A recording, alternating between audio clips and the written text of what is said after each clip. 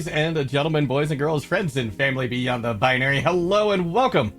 It is the last chance qualifiers here for Overwatch 2 at the Star League. My name is Warren Jungle God Him, and joined on the mic as always by LaFon. How are you doing today? Doing pretty good, right? We're getting into the actual meat and potatoes, if you will, of this particular bracket, getting set to decide who gets into the playoffs, right? This is opportunities now are slimming down tremendously. Not a ton of room left as we get into the schedule for today. Only 2 games on the docket today, but we get to start off with Shenandoah University versus Ontario Tech, and we have to highlight, these are teams we've seen fairly recently. I mean, within the last week, right? Yes. So we have some expectation for how these teams play, and of course, one thing to note is that this is sort of a must-win situation for these teams.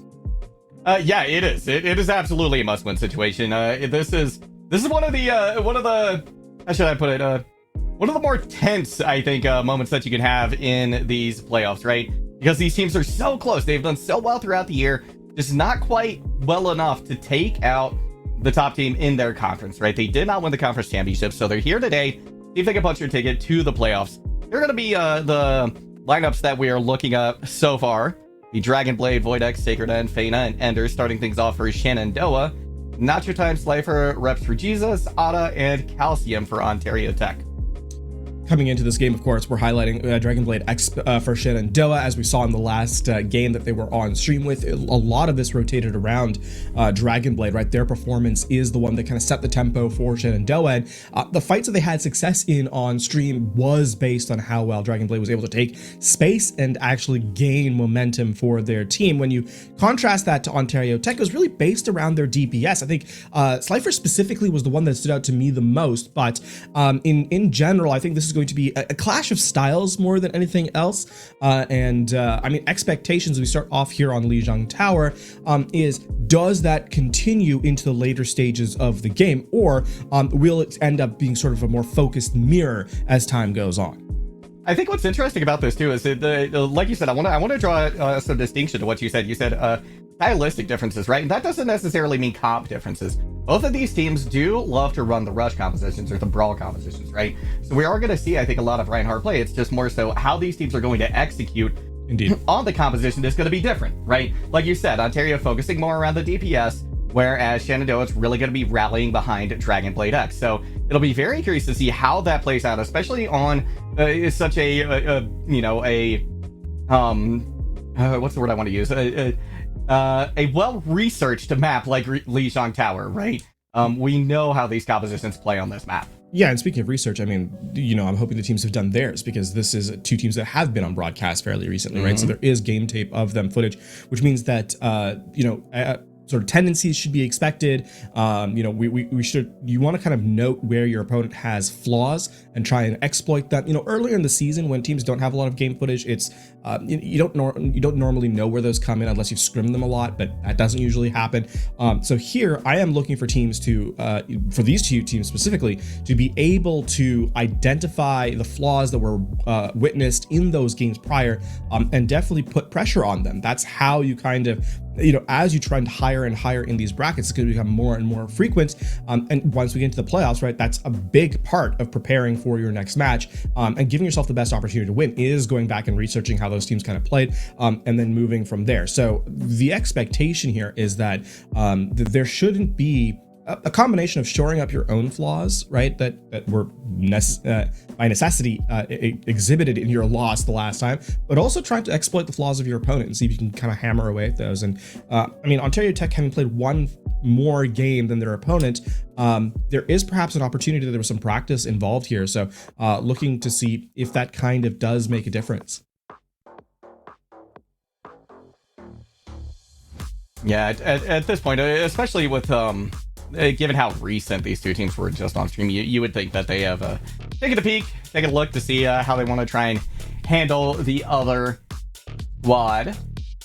One thing I want to mention too, dropping back to, let's see here. I had my wrong notes up. Yeah, what I think I want to mention too is, what do these teams do right when they are pushed off of the brawl and the rush composition? I think that's going to tell us a lot too, because at this stage of the game, you also have to have depth in terms of, I think, your compositional, what kind of compositions you run in your understanding of them. Even if you don't run them, you need to understand how the other compositions work. So a lot's going to come down to that too, I think. Not really surprised from Shen and Doa as they open up this round on this composition. We'll see if they actually teleport to point. Yeah, it'll be a point teleport, so Symmetra will stick around. Ontario Tech playing a very mobile composition, yet still teleporting to point, which ends up just hurting them more than anything else, as they switch a little bit later, and so Nacho Time does not end up making to the teleporter, and Ontario Tech behind. I mean, before the fight even really starts. Yeah, this is just a quick dissection here from Canada and University, especially there on the retreat. Looks like some people from Ontario Tech got the memo to go right towards coast. Others went back to spawn and that allowed a couple extra picks to come in. Yeah, this is now going to be Fena, I think, going to be the difference maker in this next fight. Already at 70% on the Ant Matrix, so we'll try and farm. We're looking to see that be farmed up and then have that be the opening ultimate of this round. Blitz is keeping pace with them, though, pretty well. If they get it, it's only going to be a moment or two after Fena does. Immortality Field actually has to be used by both squads, and Ontario Tech took a tremendous amount of damage, so they're not going to be able to push in. Dragon Blade, though, going to be taken out as soon as he tries to land a Shatter. Nacho Time.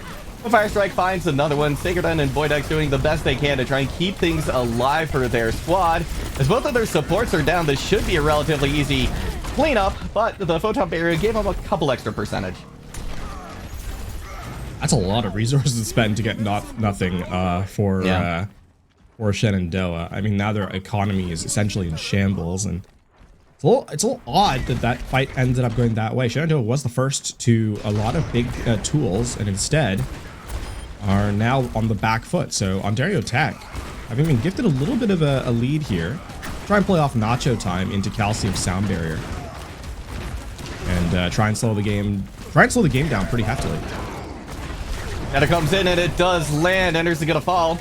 Big charge coming out from Nacho Time as well, since the Sacred End is in a position a little bit vulnerable. The rest of Shenandoah are going to be forced to back away once again.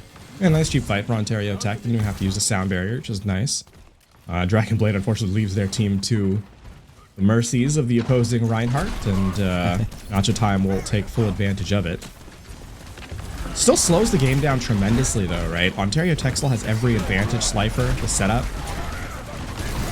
Ooh, but Sacred Egg is going to take out Blitz. Soundberry has to be used here. Slifer comes in with the Death Blossom. Going to be able to get two from that, so they turned this fight around. Voidex to equal things up with a pick there, but Mr. Jesus has the Photon Barrier online, and Shenandoah just has the, or rather, Ontario Tech has the ability to push here, whereas Shenandoah really doesn't. They are going to try and get the point here, but this is a bit of a stagger, although big pick coming in from Dragon Blade. They're also able to find Nacho Time off the back of that amplification matrix.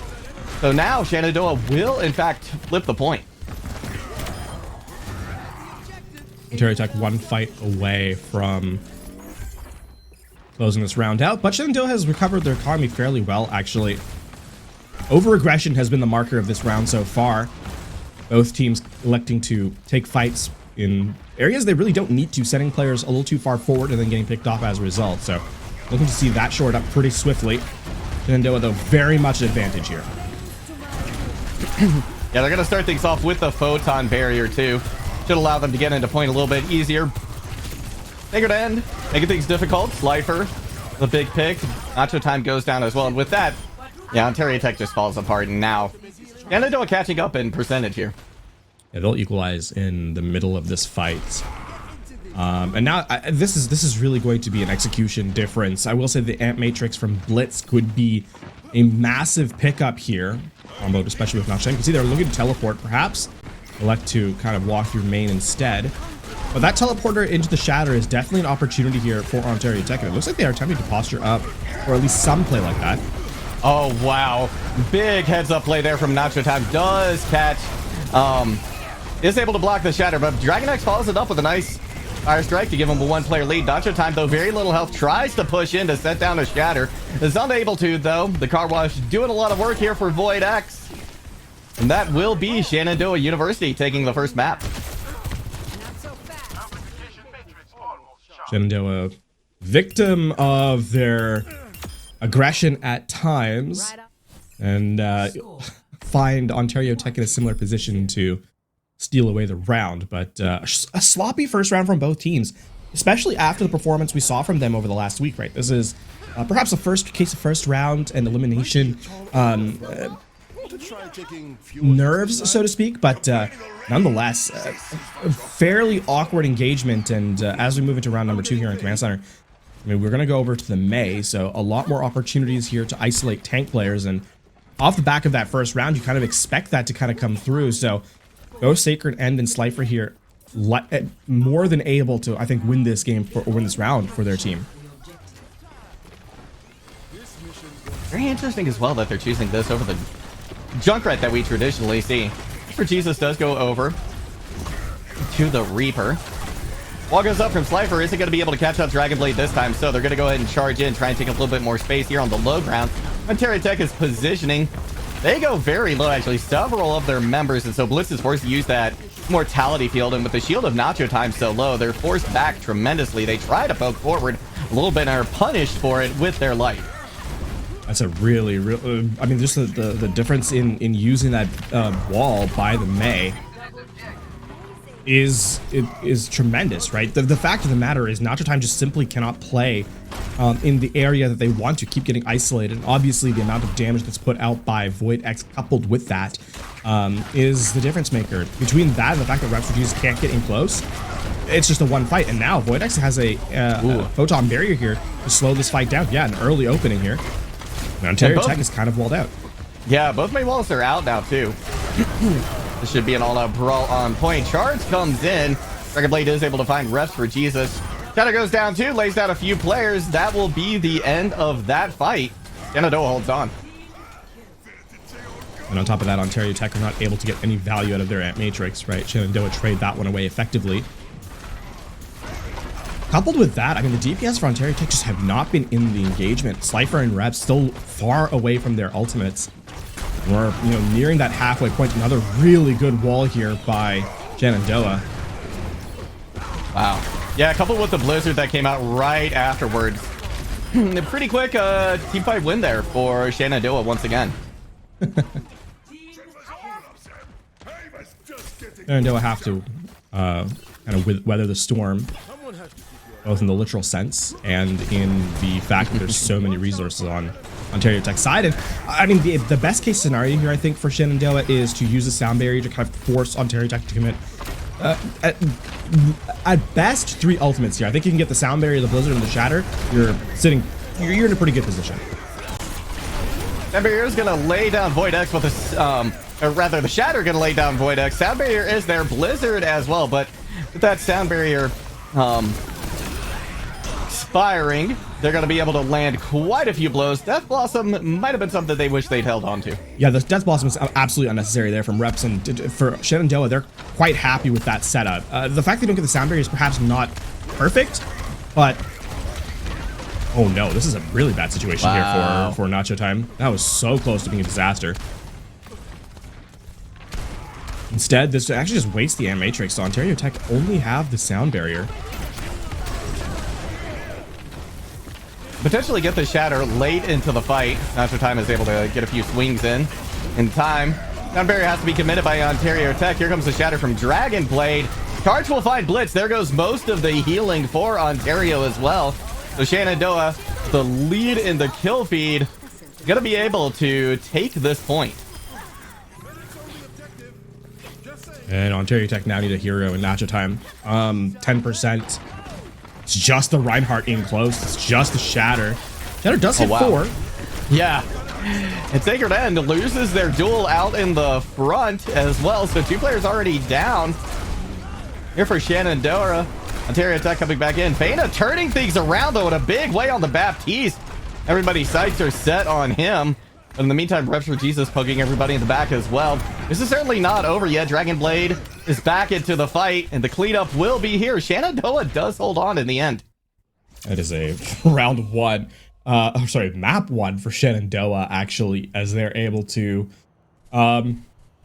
in the most chaotic fashion, earn that map. And I mean, playing loose, right? Playing, looking like they're having fun more than anything else, which is really pleasant to see in an environment such as this, where you are in that, you know, elimination bracket, when you are fighting for your tournament life, right? To have that level of confidence to kind of swing in and just play the game. Are they making mistakes? Yeah, absolutely. I don't think they're playing a flawless game at this stage of the maps, but you don't need to if you're winning, right? And the amount of energy and confidence they're playing with is setting Ontario Tech on the back foot. It feels like Ontario Tech have a lot of work cut out for them. They do get map selection here for map number 2, but considering that we saw a rush mirror, you have to expect this King's Row, and for Shenandoah, that just kind of plays into their wheelhouse.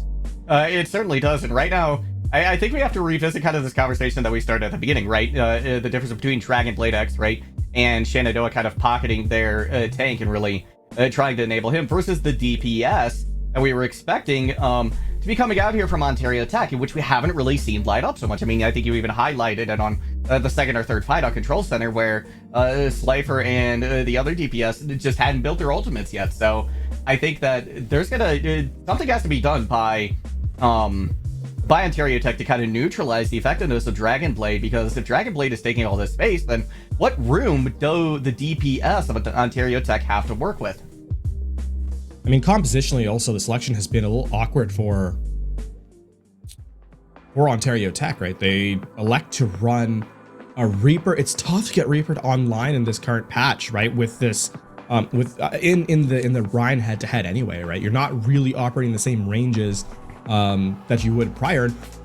I mean, they open up in the first round with a Cassidy, and the Cassidy looks a lot better, and they just kind of let it disappear. I mean, Slifer switches over to the Reaper, but the value you're getting from the Reaper just isn't there. And even the Death Blossom, not as effective a piece of utility as, I mean, we saw what the Photon Barrier was able to do, the Blizzard at times, and Ontario Tech. The shutdown needs to come in the fact that Dragon Blade is playing so aggressively that when Dragon Blade charges in, you need your DPS to start punishing some of these plays. And King's Row, we'll see if it kind of comes into fort here, but with Shenandoah on the defense, Ontario Tech have their work cut out for them. Yeah, because Dragon Blade is going to be starting out as well with map control here, right? Just by being on the defensive side here. So the impetus really is on Ontario Tech to try and take some of this away from Dragon Blade and the rest of Shenandoah. Having the Bastion online, I think, is a good way, because you can certainly make Dragon Blade play a little bit more passive here. As Ontario Tech starts to rotate to the point. Potentially coming around the Mondada statue as well. Voidex, though, in the meantime, has found Blitz, so everybody from Shenandoah just descends onto the rest of Ontario Tech, and Reps for Jesus barely even gets in herd mode before they're taken out. Very casual approach from Ontario Tech, not scouting whatsoever. And Shenandoah are going to punish you every time for that.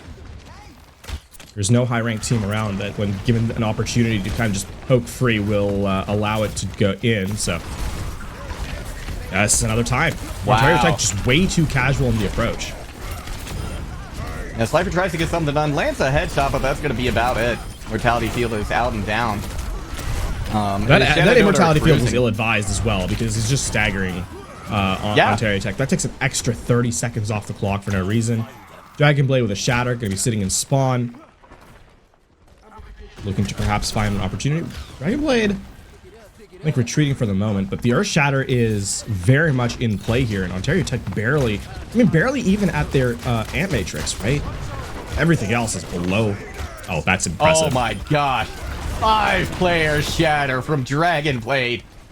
And that, I mean, this has been 3 fights that have been over before they've even started. Shenandoah has this on lockdown right now, LaFon. Ontario Tech just seems to try and force this issue over and over. There's no... Their macro just isn't there, right? They're not poking, they're not scouting. It's a good retreat. They force the Dragon strike out. And the windows. That's a good that's a good combo here. Yeah, Sacred End is going to try and turn things around now with a Blizzard. Enders is able to find Slifer. In the meantime, Sacred End picks up another one. And yeah, Shenandoah, despite using Dragon Blade early on to well-placed Amplification Matrix by Blitz, still take the point. But they're going to be able to come back in pretty aggressively.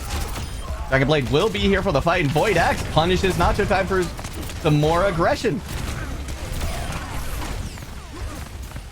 That is, I mean, now we're down to the last minute 30, and Ontario Tech have not found their footing yet. It's going to come down to basically an ult storm from Ontario Tech, in my estimation.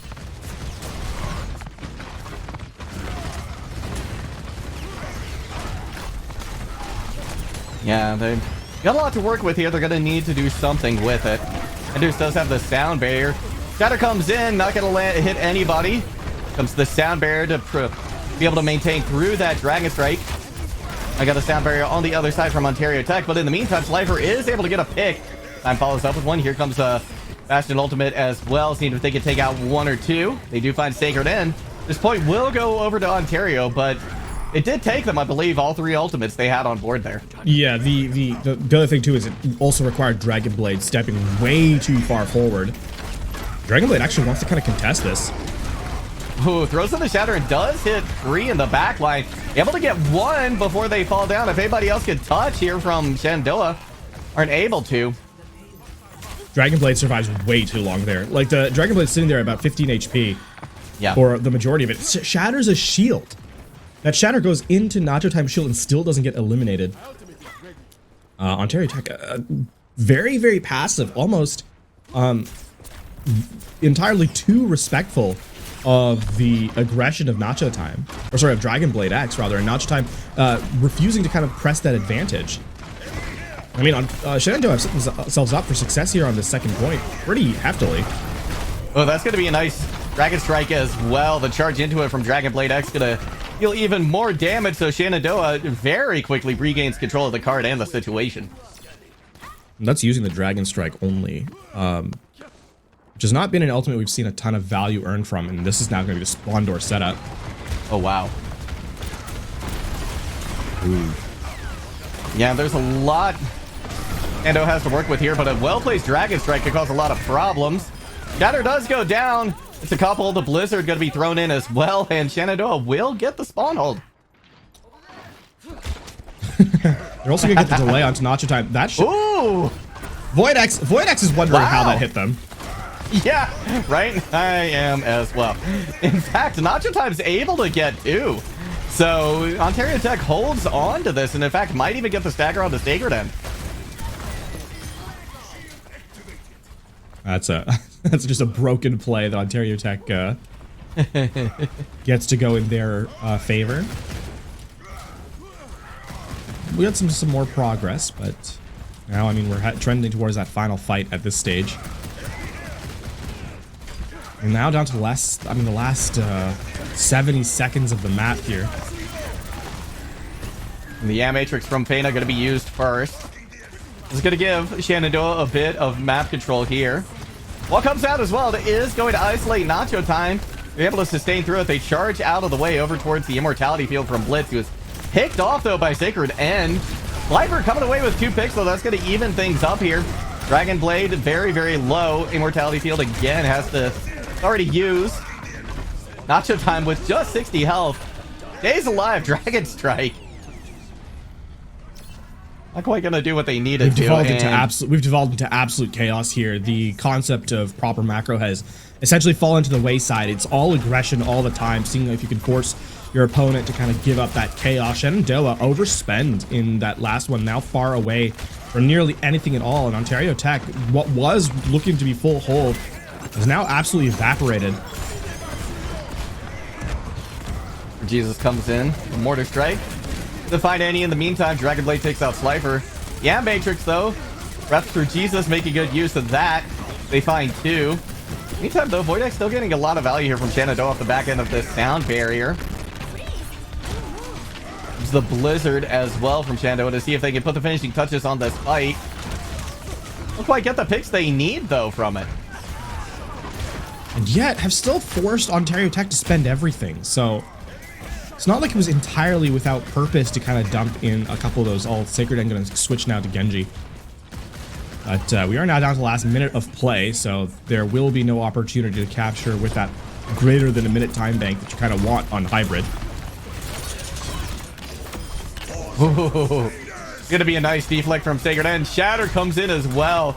Dragon Blade. So with 45 seconds left to go, Yeah, no, it does give themselves an opportunity to hold on here in third.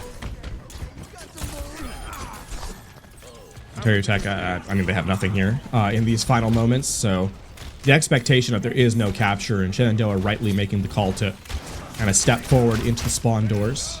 Dragon Strike down the middle, going to prevent a contest, and you have the Ant Matrix as well anytime they try and attempt to hit the payload. There's just too much damage, I think, for Ontario Tech to actually make it to the cart. And here comes that Dragon Strike that is going to isolate Reps and Nacho time, but the damage is going to be too great. Shenandoah gets a little too aggressive with that, so Ontario going to be gifted an opportunity here to see if they can complete this map. Sacred End putting a lot of pressure on Slifer, but the immortality field from Blitz is clutch to say the least. And now Rest for Jesus is going to have the mortar as well, their ultimate, to try and push everybody off a point. Dragon Blade forced to stay on it. Even if they save their health, their shield's going to be next to nothing, and that's going to be easy cleanup for the rest of Ontario. That is a fumble by Shenandoah of epic proportions. Ontario Tech have absolutely nothing. And they allow them to contest, and not only do they allow them to contest, they don't get any value. You know you have to prevent them from touching the objective. It's 15 seconds. All you have to do is delay. The order of operations was absolutely incorrect from Shenandoah there, which has kind of been a marker of their King's Row to this point. I mean, what should have been a full hold ends up falling to the wayside because of an over-aggressive push, and then all the way through second, and then again through third, just refusing to kind of take the ideal fight. Costs them multiple points, costs them the full cap, in fact. And, I mean, Shenandoah now have to not only complete the map, but have to then, if they were to do that, then take a second attack run. And I mean, this is a position that they put themselves in. They did not need to be here. Ontario Tech, the beneficiary of Shenandoah's, I mean, overconfidence.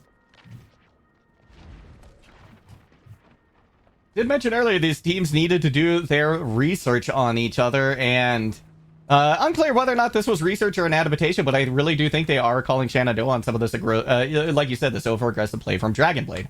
Right? I think overconfidence is something that can kill a team quicker than almost anything else in Overwatch, and that's certainly a bit of, I think, what we have seen here so far from Shenandoah. So now Ontario has a really great opportunity to put a fantastic hold here on King's Row. Now Shenandoah also, both teams giving away from the May, so it's going to be a very aggressive setup rather than one playing around posture. This is Shenandoah style, though. They are going to be given one tick for it. Rest for Jesus goes down as well, so that's a lot of their aggressive output, their offensive output neutralized. In fact, there's just not enough to be able to push in, so Shenandoah gets the point off of just one pick. Voidex is able to clean up a little bit here, so Ontario will be pushed back quite far for this next contest. That's nice from Shenandoah. I will say that at least their aggressive style on offense ends up playing in their favor just a little bit more. Oh, and I mean, this is there's no way Reps gets out here. No. Tragically getting forward spawn there without the rest of the team means you have to kind of wait for that back or wait for the respawn. I will also say this gives you the archways for Shenandoah. Now the question is, how well does Ontario Tech respond to this aggression? Slifer makes a change here too. This Reinhardt is not going to get a ton of support on Ontario Tech's side. Especially in the face of the amplification matrix. They're actually opting to kind of face tank it Nacho time, and that's going to force out the immortality field as well. But with the Ant Matrix coming online, Calcium be able to get a quick pick on the Sacred End, who did have the blade ready to go as well. Lifer swapped over to the Genji to match. Ooh, Shatter comes in, and Voidex able to find a couple off the back of it. Nacho time and Slifer, they're combining for a couple. This fight isn't over yet. Charge into each other is going to leave Dragon Blade with a little less health, though. Shatter comes in to try and lay down. It goes wide. It goes wide. The combination of Enders hitting the wall ride and then Sacred End jumping over. And that fight turning more into a skirmish, actually. Ends with Shenandoah getting a little bit of progress, though not technically a win. And now we're looking at the Dragon Blades. And the sound barrier will be there. Calcium, here comes another one from Slifer. Now Ender's going to respond in kind. Dragon Blade does go down to Nacho time, but it's a pair of picks in favor for Shanna and Doa. Make it 3. Sacred End is eventually shut down. This fight is actually an interesting one now. It's going to be Nacho time and Calcium. And it goes a little too far forward, so Void X does punish him with Enders. Shanna and Doa will have the point and plenty of time in the time bank. Yeah, that greater than 1 minute is what we're looking for here for Shen and Doa to prevent Ontario Tech from getting a second attack. And now it's about Ontario Tech just stalling out time, right? Winning fights, but winning them, taking a very long time to win them so that Shen and Doa is forced to use cooldowns. Force starts with staying alive as 5, and Blitz missed the memo, so. Gonna be the go button. And actually, Vespertisus responds with the overclock in order to allow Blitz to get back. Your blade does go down as well. Great use there of Ontario to stall. Stall is all it is, though. It's not really a fight win, which allows Shen and Doa right back into it. That forces an early immortality field. Yeah, Nacho time still goes down, too, so it's wide open for a Shatter to land, and 3 do fall as soon as Dragon Blade lets loose with it. So Shenandoah looking like they are going to have over a minute and then some. The question is, can anyone even contest? They will be able to get out, but the question is, do they read the right side? I don't think they do. Yeah, that's going to be it.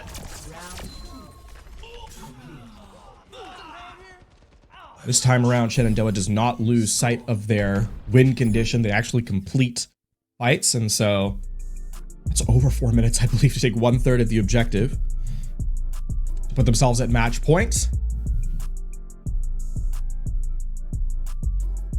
And given how aggressive we've seen Shenandoah play so far, I think it's pretty likely we're going to see it go their way, and we'll be moving on to a map 3 with a two map advantage for Shenandoah. Ontario Tech is definitely going to have to do something much different here on the defense than they did on offense. And first off is they just can't let Shenandoah take that space that they gave them practically for free the first time around. They're going to have to hold one of these corners. I mean, the thing about this is that with how aggressive that first point is, with how much time there is, this would require a defense that we haven't seen in Overwatch 2 in a competitive match, to my mind, right? This would be the stuff of myths and legends, and my expectation this is going to end fairly quickly. The question is, how much can you kind of gain from this to go into the next map? How are you going to approach this? Because keep in mind, this is now match point that Ontario Tech is staring down. A 2-0 start would be a pretty hefty look. But yeah, realistically, I'm looking for what improvements Ontario Tech is making in this short interim ahead of the break to try and kind of recover their presence as we move to Escort after this. Here comes Sacred End, mowing people down. In turret mode, Nacho time trying to take some of this damage, but bites off a little more than they can chew. Both tanks are down, though, but the point is being turned over to Shenandoah. And with just the damage output that you have between Void X and Sacred End, who are hitting their shots, it's too much for Ontario Tech. Shenandoah does put themselves, in fact, on match point.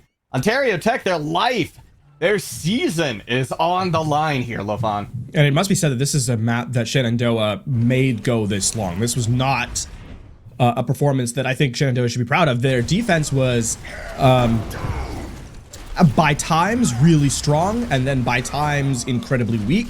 It's their offense that kind of saved the sort of name for them as they're able to run down their opponent throughout the entirety of King's Row. That 4-minute, 1-second time bank. Recall, you start the map off with only 4 minutes to approach that first objective, so that's where it kind of came in handy. The rest of the time, I mean, Shenandoah has some very, very clear flaws, and the reason I'm comfortable kind of highlighting the downsides to this team is because of the performance they provided on offense. Clearly, this is a team of a caliber that is capable of providing, a high octane, a high intensity gameplay, and when they fall by the wayside to their own mistakes rather than something their opponents is doing, it can be exploited in the future, right? And this is a team that I think is trying to make a run for that deep playoff push.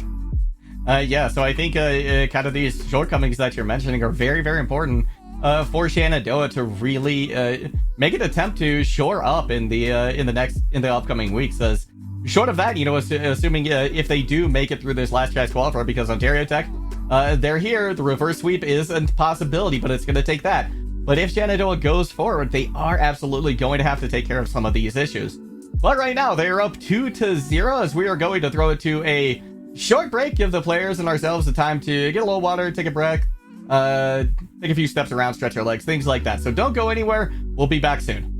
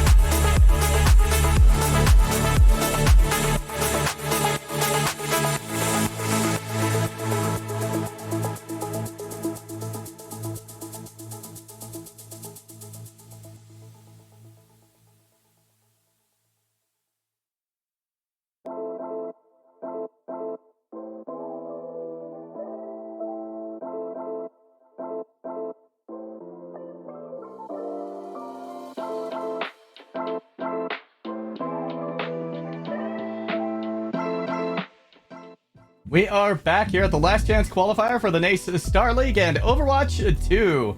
You're just joining us, Shenandoah University up 2-0 over Ontario Tech. Myself, Jungle God, and LaFon here on the desk.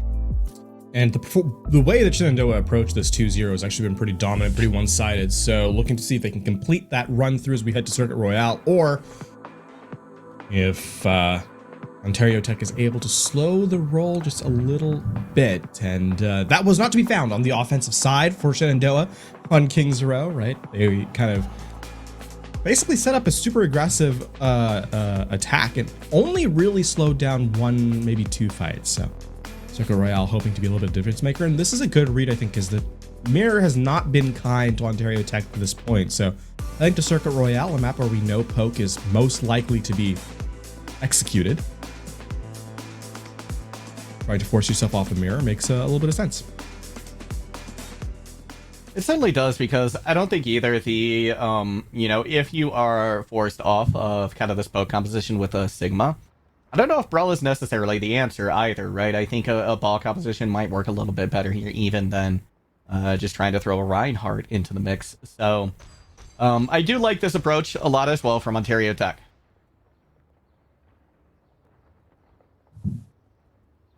We also have seen Shenandoah, I believe, go to Circuit Royale the last time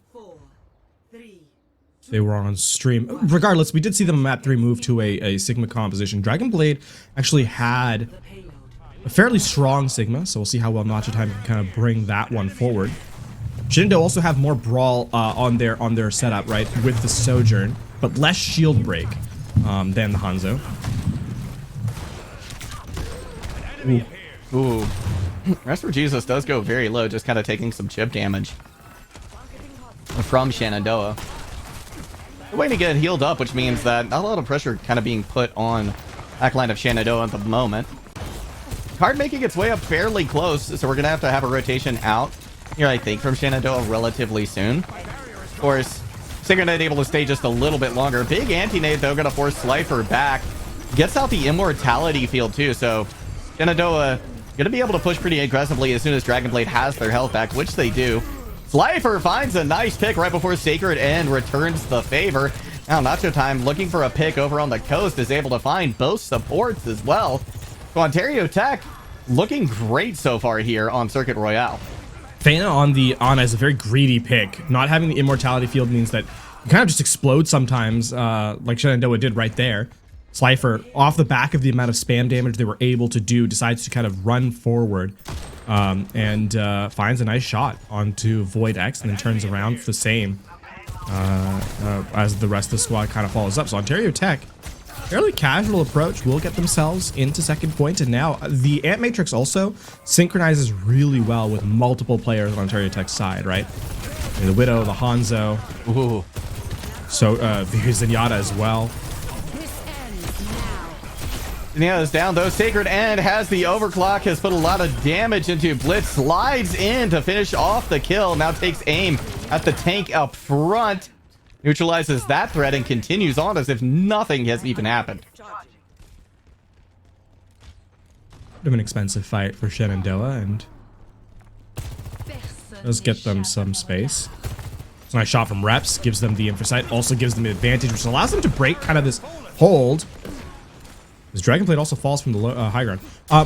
With the fact that they don't have to worry about the pressure of the Widow, though, they can kind of break this high ground setup. Oh, Voidex gets a nice pick off of the Gravitic Flux. It'd be another in kind from Nacho Time, but they're taking a lot of chip damage from the side. Doesn't end up getting a pick from it. Dragon Blade does find a Blitz. Forces out the Transcendence. Big anti-nade coming in from Fana as well. They will pay for it, though, with their life. Slifer able to somehow stay alive and get a pick. 8 HP left. Dragon Blade does eventually punish them for pushing forward past that shield. Shenandoah, an opportunity here to hold, but that accretion going to be able to take out Dragon X in front of the amplification matrix. Ontario will win the fight. I mean, we're seeing a similar setup from Kings Row here by Shenandoah on their defense once more.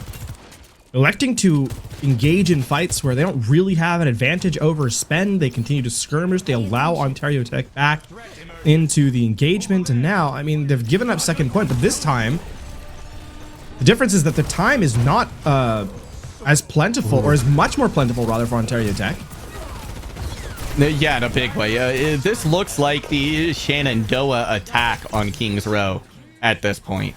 Ontario is just flying through this map, which is not an easy thing to do. And Shenandoah is their own worst enemy on defense here. This is not like Ontario Tech is playing in some elite way all of a sudden. I don't think their game style has changed that much. Reps has perhaps hit a couple more nicer shots, but in general, this has been fairly similar. And now moving over to rush composition on a point where it's so difficult to get your Reinhardt into position. Like, how is Dragon Blade supposed to ever dislodge Nacho Time here? Oh, Vortex does find a nice headshot into Rest for Jesus, so that will open up a lot of room for Shenandoah to kind of take. And as we can see, Sacred End feels confident enough to get this high ground, which Dragon Blade X gonna follow them shortly thereafter, but Nacho Time punishes them with a Gravitic Flux as they go around the corner, not really able to get the heals, I don't think, from their support. It's going each way, though, so this certainly isn't thought Ontario Tech somehow able to scrap their way through that. Yeah, the spawns are just too close, right? And once again, Shenandoah over-aggress into a fight that they don't need to. And it ends up costing them a ton of progress here. This payload has not really seen a ton of slowdown since that second phase. I mean, this is a must-win for Shenandoah, right? The Transcendence is online, but beyond that, nothing else. Ooh, Blitz play with fire. Oh, wow. Blitz is going to get punished for that as well. Got an opportunity to pop the Transcendence. They got hit, but not killed by Sacred End. They saw Reinhardt charging towards them, still didn't use the Transcendence. And the unfortunate thing is now Ontario Tech is starting to doubt themselves and doubt their game plan. They've made a couple of changes over. Reps going over to a Cassidy, Calcium over to an Ana. They're playing into Shenandoah's hands at this stage of the game. Even though Shenandoah, I don't think, really has the read on this fight. This is what having that 2-map lead gives you, right? Ooh, it's going to be a big anti-nade, though, from Calcium. Ooh, I think Phantom may actually be trapped. Yeah, Blitz is going to go down pretty quickly. Calcium will fall shortly thereafter, and Shenandoah prime for another big hold, especially after that Deadeye. Actually, the Deadeye from Rest for Jesus has turned things around in a big way from Ontario. They need, oh, Fana needs to stay alive. Fana cannot go down here. Ooh. Yeah, they're forced to use the immortality too, which is a great situation, but a couple of quick picks from the DPS of Shenandoah shut down the push. And now Ontario Tech has gone over to a Ramatra here in the what could be sort of final moments of this game. 90 seconds left on the clock here. Shenandoah have somehow withered away this time bank. I mean, the truth comes down to the fact that there's just some awkward fights being held. Discord Orb on Dragon Blade, forcing them back, though, behind the pummels coming out from Nacho Time. Here comes an Amp Matrix as well from Fana. A fire strike through that could be devastating. First one's going to be a whiff. Rest for Jesus coming back out. Big anti-nade hits, too. Both one DPS down from each side, but Shenandoah again off the back of this sound barrier this time, able to come through in the end. Ontario Tech are playing into the style of Shenandoah. And you see a Reinhardt come in on this point, and rather than take map control, you decide to brawl into them. Shenandoah, recall, cannot easily access the high ground, so a bait play to the cart, then a rotate away would find some level of value. But instead, you're trying to meet them head on, and Shenandoah, with control of both pool up here, where the Cassidy's sitting, as well as cart with the Reinhardt, means that Ontario Tech are trying to win a fight on two fronts that they simply cannot access. There is a time to brawl it out, though, for Ontario Tech. It is going to be coming soon. That payload is getting close to completion, plus the Annihilation online for Nacho Time. They're going to have to stay alive, though. It's going to be... I mean, the nano Annihilation is probably what's going to end up happening here, but then you've just got the Shatter to kind of deal with, too, and Slifer is so dangerous. Ooh. Yeah, there goes the Shatter. It's going to take out Calcium immediately. Deadeye from Voidex just about shutting this down completely. Annihilation from Nacho Time does not get the value it needs, and Shenandoah will hold in the end. And once again, we're looking at a map where the attacking half of Shenandoah is the difference maker in the series. Ontario Tech, I mean, on the back foot throughout this match, and have not yet found themselves a position that they find. A position that they can find, I think, somewhere to stand. A case of kind of playing into their opponent's style more than anything else, and unnecessarily, I might add. I don't think you kind of need to mirror the stylistic setup by Shenandoah, on this third stage, especially with how well you were able to kind of dominate the first 2 rounds. But yeah, just a kind of tragic place to be. I should also kind of walk back my statements ever so slightly by saying that Circuit Royale is a tough map to capture. Yes. But even still, I mean, 4 minutes to enter third, and you get kind of stymied off the back of being unable to dislodge your opponent is a tough place to be, especially with match point kind of staring you down. It is all going to come down to Ontario Tech's defense here. What they can do. No big surprises here from Ontario Tech. Shenandoah going to be suffering kind of in the short range, though, with this composition, at least to start out with, though. Rails from Sacred End, I think, might need to be part of the difference maker here. 500 reps certainly going to have that distance advantage.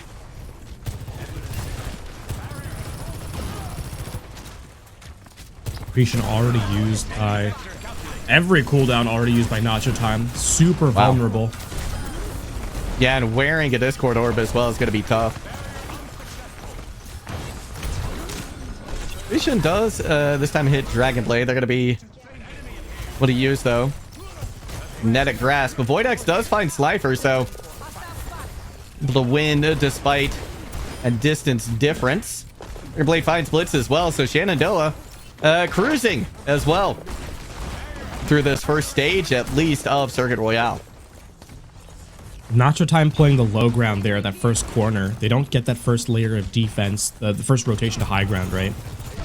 Instead, they're just allowed to kind of walk in for free, and it gives opportunity for Void X to get value as a mid-range Cassidy.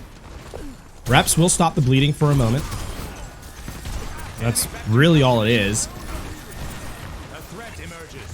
Ontario Tech, they need to dislodge these remaining players. They're allowing them to exist. Yeah. The fact that the supports have stayed alive here and now the respawns are coming in is actually tragic. Ooh. Yeah, and with Voidex able to take out Calcium too, the rest of Ontario Tech now, the position they felt like they had just gained has dissolved in front of them. The blink of an eye. Now the infosight is absolutely wasted too, because it doesn't really matter if you can see your opponent when you know they're coming for you and there's a shield between your shot and them. And Shenandoah then get the first point. This is, again, a case where Ontario Tech just a little, by turns, too passive, then too aggressive, and cannot find any value with that advantage. Nice couple shots there from Slifer, but without a pick-off, and with your ultimate already in play, this just feeds the supports on Shenandoah's side. They're timing the Transcendence most critically. Oh, wow. Oh, just barely missed with the accretion. Dragon Blade X gets hit by one. Mortality Field and the Transcendence going to be used by Shenandoah. You come up with a one-player lead until now. Here comes Blitz with their own Transcendence. But for Jesus and Blitz actually going to be able to find a pair of kills there. That's still, a really they good need ant to matrix convert this from into a Calcium. fight win. It was a really good ant matrix from Calcium. It catches both Void X and Sacred End for the majority of their damage, and then Rebs catches the flank too. So with that being said, again Shenandoah though want to keep in this fight. Yeah, and somehow they are allowed to as well. And not only allowed to, but then come back in and win it off of the back of, honestly, I think mostly the threat of this overclock. Every firm on the area, I think, seemed to panic at the sight of that, lost track of what was happening, and Shenandoah, in the mix of the chaos, just took advantage of it all. I mean, there's no, realistically, Nacho Time should not be here. A little bit lucky that The supports from Shenandoah take the long pathing to the objective rather than play in line of sight of their tank. But I mean, sometimes you have to be a little bit lucky to be good, and Terratech gets some reprieve there. I mean, they need more time off the second point, right? If the objective gets to the third, it gets so difficult to kind of stop the payload from at least being contested and push towards that golden box of victory. There's not really a great place to set up a defense between, honestly, the start of this point and where they need to hold. Vidic Flux coming in. That is a wealth of damage coming out from Ontario Tech. That is so expensive. Just annihilate. That's 3 ultimates. That's way too much from Ontario Tech. That's Ant Matrix, Overclock, and Gravitic Flux, and it only takes about 50 seconds off the clock. So now Shenandoah, you know, walking back in, you're going to have a Transcendence, you're going to have the Gravitic Flux of your own. When it comes down to execution, Shenandoah with the game in their hands here, this is very much their fight to lose. Ooh. Starts with a casual approach from Shenandoah, Jungle. It's like, not respecting the high ground difference here. This Fana just kind of walks out in the open, and Slifer may have not had, that strong of a showing to this point, but you cannot be in the open against a player. If you're in this lobby, you cannot be in the open against a player like that for this long. Yeah.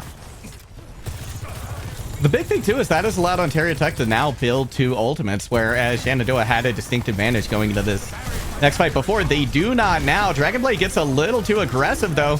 Loses their shield, and then the accretion stops the kinetic grass. They only grab a couple with the Gravitic Flux as well, and the Transcendence is there. Dragon Strike thrown in to isolate Dragon X, but Void X hits one with the Deadeye. Mortality Field has to be used here. And the rest of Ontario Tech kind of caught out in the middle here with not much of a shield to protect them as Nacho Time is trying to do something on the flank. It's hit with a Discord Orb. Shenandoah able to take advantage of that. Now it's just going to be cleanup on this point. Still, that was actually what Ontario Tech kind of needed to get themselves back in this map. It's not a guaranteed win, but it gives them, I think, 3 fights worth of difference to kind of work towards. Shenandoah going to move over to a Reinhardt here as they want to play on the objective, I think. Try and brawl it out. Critically, Ontario Tech also, because of how long that fight went, moved over to start to generate a ton of resources.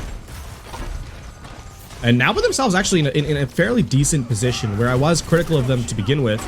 There's now an opportunity for the return. Winning 1 fight here puts you in 1 fight territory. And then, I mean, a possibility of a hold, certainly. They've got great options as well. The Ant Matrix plus the Gravitic Flux could be absolutely devastating. We're going to see it committed early on. Enders goes very low. Nacho Time does find 1. Slifer picks up a second. So this first hold that Ontario Tech needed has been delivered. Yeah, cheap too, right? Nacho Time just the only one to kind of use an ult there. So now you have to kind of worry about the Ant Matrix, and then coupled with the Overclock, you're this is going to come down to how well Ontario Tech can kite this damage. But with that being said, it's going to be final fight, and then you're entered into the final moments of the game, right? With better spawns. Figured looking for a pulse bomb here. Now that the immortality field has been used, they try to let one go on Nacho Time. That's not going to land, though. They try to get something going in the backline, but Slifer with a beautiful headshot shuts that down. The Shenandoah, 45 seconds left. They've used the amplification matrix. They do find 1. Calcium's goes largely without effect, though. Now this is the final fight with Transcendence. Nice coming out from Void X. Be used to clear a little bit of room. Doesn't find any kills. Here comes the Overclock now from Reps. But a Fire Strike from Dragonblade, able to take him out as they were already low. So now Dragon Strike coming out. Slifer trying to clear the point. Here comes a Gravitic Flux. But Nacho Time very, very low. And the sound barrier is there from Enders. They're going to find Slifer. A lot of that damage is gone now. Blitz going very, very low. They will be picked off in the end by Enders as well. Now the pressure being put on Reps. And Shenandoah looking to punch their ticket into the main stage of the playoffs right here. And right now, off of a back of a win here on Circuit Royale. It's just the Tracer from Slifer, but that's not to be. It was close. It was hard fought here on this 3rd point, but Ontario Tech a little too late And Shenandoah will complete their run through here on this stage. Congratulations to Shenandoah. University has take the series here 3-0. And the first 2/3 of it were very, very dominant from them indeed, as they now move to look forward and see what they can improve, what they can refine ahead of the playoff bracket itself. Good showing here from Ontario Tech, but like you said, I think a little too little too late. Loved what we saw in Circuit Royale, but I think it's a good note to go out on. I think Ontario Tech showed us some great gameplay this season, and really looking forward to seeing what they can bring us next time around. But it is Shenandoah with the victory here today. They will be going on to the main stage of the playoffs, the bracket phase. We're going to throw it to a short break. Right after that, we're going to see if we can land an interview with one of their players, so don't go anywhere. We'll be back soon.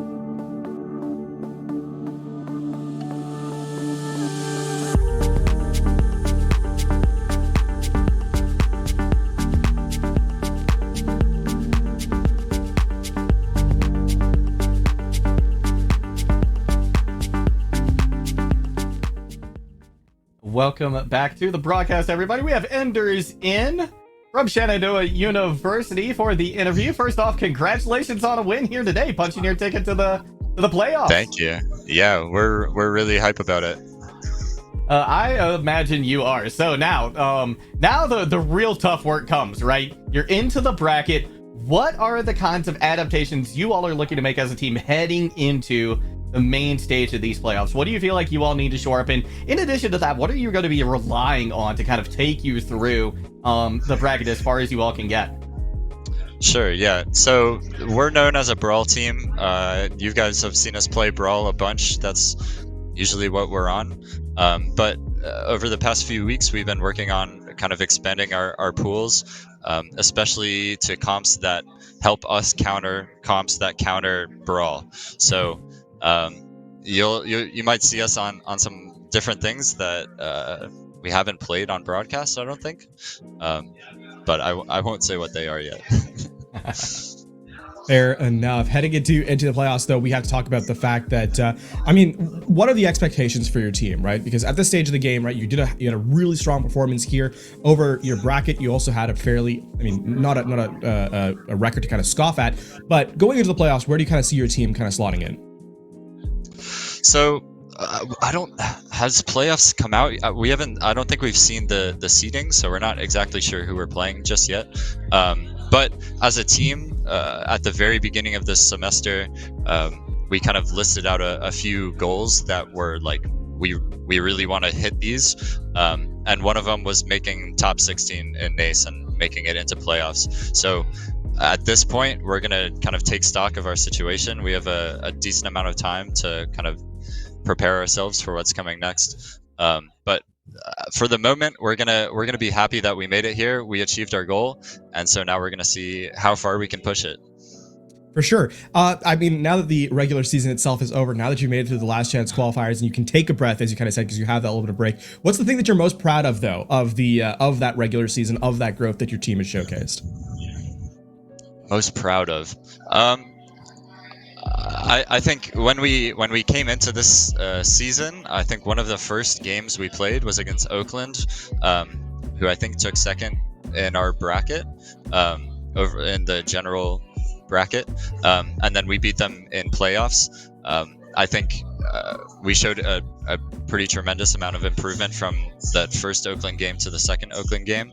And just in general, like we've been playing as a team for a while, but the previous semester, a bunch of us were gone. So, just kind of getting back into the swing of things, and I think pushing where we've ever gone. Like this is probably the best team Shenandoah has ever had for Overwatch. So we're just proud of how well we've managed to come back together, get back into the swing of things, and improve as a team. That's fantastic. It sounds like you all are riding a lot of highs here, a lot of big successes you've had this season, Yeah. kind of everything coming together at the right time, which it's got to be just a wonderful feeling. So before we let you go, I just wanted to first off comment on the facility behind you. This looks fantastic.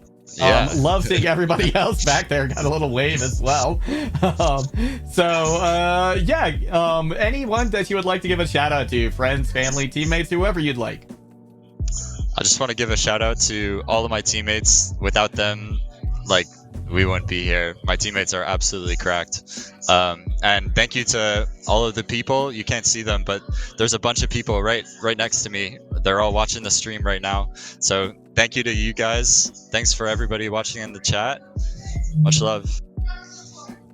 Oh, well, thank you so much, Anders. Congratulations to you and your squad once again. Looking forward to much more success from you in the coming weeks, months, and years. Thank you, guys. All right, well, we are going to throw it to a short break. Right after that, we have got game number 2 and our final one of the evening. It will be Oakland University taking on another Virginia school, James Madison University. Don't go anywhere. We'll be back soon.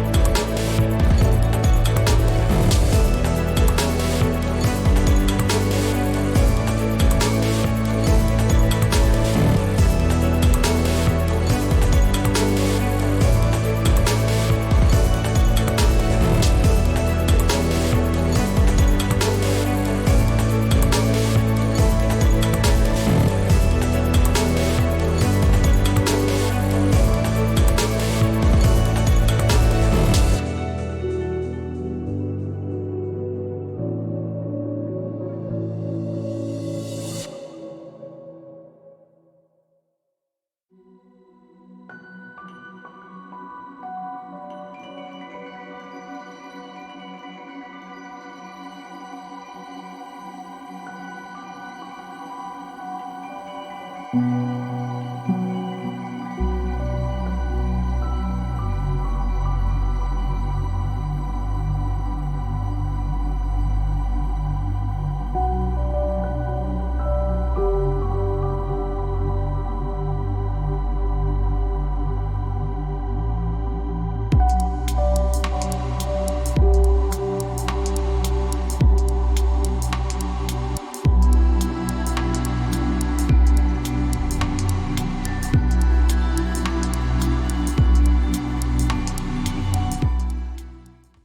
are back for our second and final broadcast of the evening. It is going to be Oakland University taking on James Madison in our last of the last chance qualifiers here today at the Naystar League for Overwatch 2. And one of the things that has been, I think, really impressive throughout this last chance qualifier has been the elevation of gameplay, Juggle God, right? It has been a case where teams have, I think, even improved from their performance not but a week ago. So definitely excited to see how these two teams kind of bring forth. And I do believe this is the first time Oakland has been on broadcast this season, if memory serves correctly. So an introduction to them as well, and perhaps in the last possible moment. So, you know, a real opportunity here as we get into this map, and the comments we made in our previous series continue here, right? I think that at this stage of the game, with the teams that we've seen, with the expectations that we have, there is that question: how have teams elevated themselves from, you know, the beginning of the season to now, and what are the steps they're going to make forward to exploit the flaws that have been identified in their opponents in this series to try and make it to that next step? And that is, I think, kind of the unfortunate thing for JMU, right? Like you said, Oakland hasn't been featured on broadcast yet, so that is a big question mark, I would imagine, for them. Certainly, they could maybe go back and look at the record, right? See who this squad has gone up against and try and glean as much information as they can. But outside of that, not a whole lot for them to go on. JMU, on the other hand, we have seen on stream, albeit it has been a little while.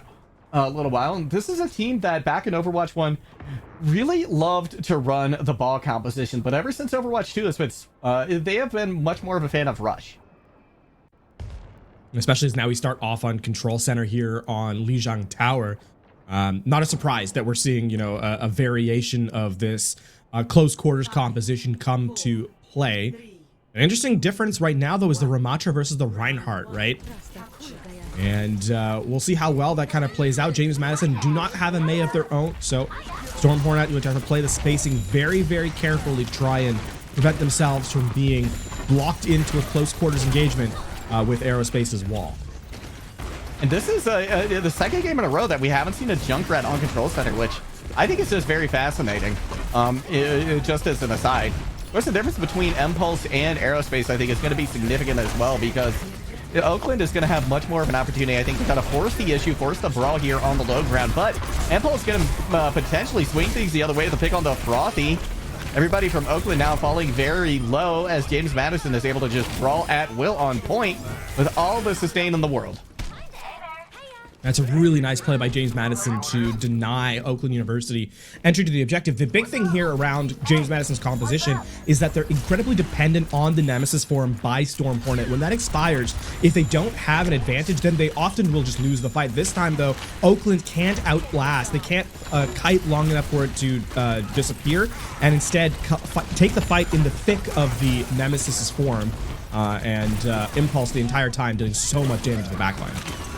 Yeah, Impulse has their Pulse Bomb as well. And Silverstein finds a pick with their Deadeye too. Just throws it out real quick. Somebody was low. They get the pick. So that JMU is firing on all cylinders right now. This is looking like a very strong squad. Tragically for Frothy Philly 7, that's twice now where caught lacking just a little bit. Unable to make the rotation quite in time, and without the main support, without the main healing throughput, it's tough to kind of keep yourself alive. So James Madison now with nearly every ult in the game, but instead Storm Hornet absolutely evaporates. Yeah, the Immortality field is there. So Impulse's Pulse Bomb does not net a kill. Gigrafar finds one, but with everybody else from Oakland on point and no one there to stop them in the name of Storm Hornet, to be able to come away with this point relatively quickly. So this is going to be a recontest, actually. Can they force the sound barrier? And a lot of space, actually. And all of that with just the Annihilation. Yeah, it does eventually expire, but it gave enough time in the chaos for Impulse to find a pick, and then Creator Core tries to push back in, but without the support of the rest of his team. By the way, that's without using the sound barrier from Kill the Fly. That's a really good tempo reset by James Madison to kind of kite aggression. And Oakland University caught, I think, a little bit off kilter from that sudden swerve in attention. I mean, now you're trying to play around the Blizzard. Look to try and get aerospace into position here with a wall. It's a good pick to start things off, but I mean, we've seen how this has turned out before. Yeah, we're going to get the Blizzard out. Sound barrier from JMU. Try and hold on and sustain throughout this. Storm Hornet going to be the first to fall, though. Now Aerospace desperately trying to chase a kill in the backline. Meantime, Frothy Philly finds one, so Oakland University is going to be able to flip the point here. It is going to be last fight territory for him. They're going to have to be perfect from here on out. I think if you're James Madison, you're kind of okay with that fight, actually. Get the Blizzard out critically, and you've gone to that final fight territory. Now the question is, how do you kite the annihilation here from Creator Core? Actually, Oakland, a ton of resources here. It's about kind of not overspending. It's a good start. 2 ults. Not much more than that, actually. Just kind of find Storm Hornet isolated, and rather it's the Ant Matrix alone that finds value. That turns into a bit of a skirmish. Joe, we have to highlight, that wasn't really a fight either, right? That's just kind of James Madison straying into the line of fire and not really giving themselves an opportunity to take an engagement. And this means that now Oakland, halfway through the round, have the annihilation to kind of still work with. Yeah, that's almost that almost buys you another fight win there. Jax is going to have the sound barrier online too, so they've got the attack covered, they've got the defense covered. There's not a whole lot that can kind of get in their way. We're going to see the annihilation used right off the bat. Creator Core finds one, but Impulse able to get one throughout it regardless. Sound barrier comes in from Jax, and with that, the fact that that annihilation is still online, they're able to make quick work of the rest of the team, and now they have earned themselves last fight territory. And because of how long that fight took and how much damage was able to kind of be brought forward, Aerospace is going to be close to another Blizzard as we enter into final fight territory, right? And Kill the Fly is still very far away from the sound barrier, so you're looking at Impulse to be a hero here. You need the Tracer to find a pickoff uncontested, especially with no sound barrier in play from Jax. Comes the Deadeye from Steve to try and zone. They do find Kill the Fly, which is big. I mean, Storm Hornet caught in the Blizzard. Afterwards, they're going to be able to aggress in. Here comes the annihilation. They are able to find Creator Core. They were down to just a sliver of health, but they're beginning to turn things around off the back of Impulse and Storm Hornet. But annihilation has expired now. The Maywall briefly saving a couple of members. They're going to be hunted down, so the point flips. JMU will take the point and the first sub map. That's an actually unreal retake from James Madison. And truthfully, I think we can give the Baptiste for James Madison a lot of credit. The Immortality Field was so well timed to keep the Ramatra up that it bought enough space. Keep in mind, the Immortality Field, I do not believe, was used instantly as the Ramatra was frozen, but about halfway through. So through the HP bar of Storm Hornet, they had to turn around and kind of try and focus that down after they'd already dealt so much damage. That bought time for them to unfreeze and then obviously get the Annihilation in play to get that quick boost in HP. Right. Very, very close round, though, after what looked to be a very dominant performance by James Madison. So Oakland University very much in this engagement. They certainly are.